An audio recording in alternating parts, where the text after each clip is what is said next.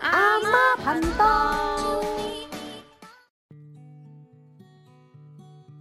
呢啲咧就係今朝嘅廚餘，咁我哋咧一般咧都唔會將佢掉佢嘅，咁我哋咧就會擺落去啲泥嗰度啦，到漚肥。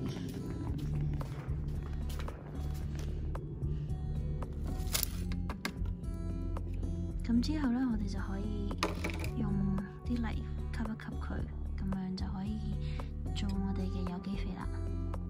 呢啲咧就係我哋用嚟洗原菜嘅水啦，或者係洗啲橙汁啊，或者係一啲用過嘅水，我哋都會留低佢，跟住然之後咧就拎出去直接淋花或者係漚肥。咁我哋而家就 Let's go。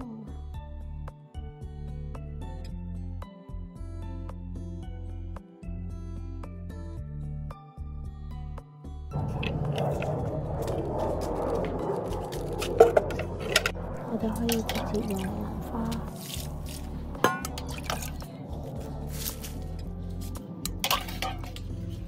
亦都可以用嚟整酵素。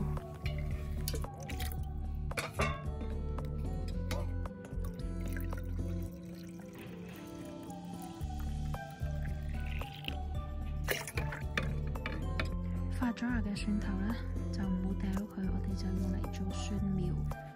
我哋而家開始種咯。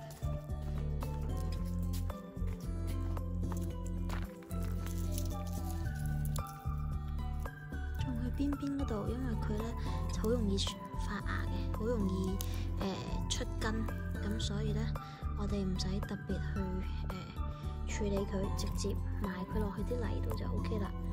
咁記住就係相隔要1隻手指位啦。好容易出根嘅，所以唔使特別處理佢。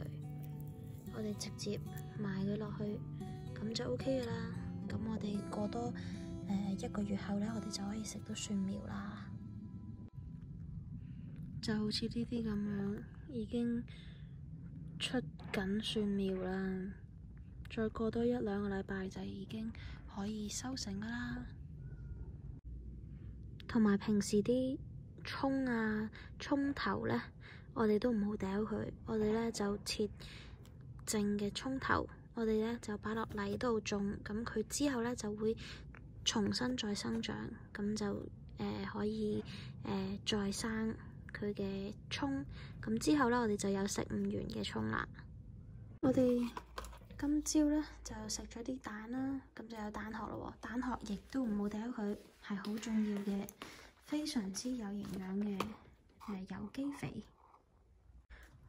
咁我一般咧我都會拎去曬乾佢先嘅，之後咧我哋就可以磨成粉啦，或者打成粉去直接滲落去啲泥嗰度，就可以做呢個蛋肥啦，呢個愛肥，非常之有幫助嘅。而隔離呢啲咧黑晒咧，就係已經氧化咗嘅香蕉皮啦。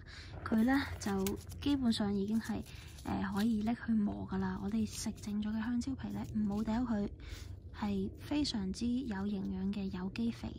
香蕉皮係其中一種，咁我哋可以直接拎去漚酵素，亦都可以曬乾佢，然之後磨成粉，直接倒落去啲土壤入邊、泥入邊。就係一個好好嘅肥料嚟噶啦！呢啲生活嘅小 tips 咧，就可以幫到你哋慳翻唔少啦，同埋可以減少垃圾嘅堆積啦。我哋亦都唔使出去買肥，我哋就有有機肥，咁係相當之唔錯噶。我哋呢個視頻又嚟到呢度，如果你中意就點讚、訂閱同分享啦，拜拜。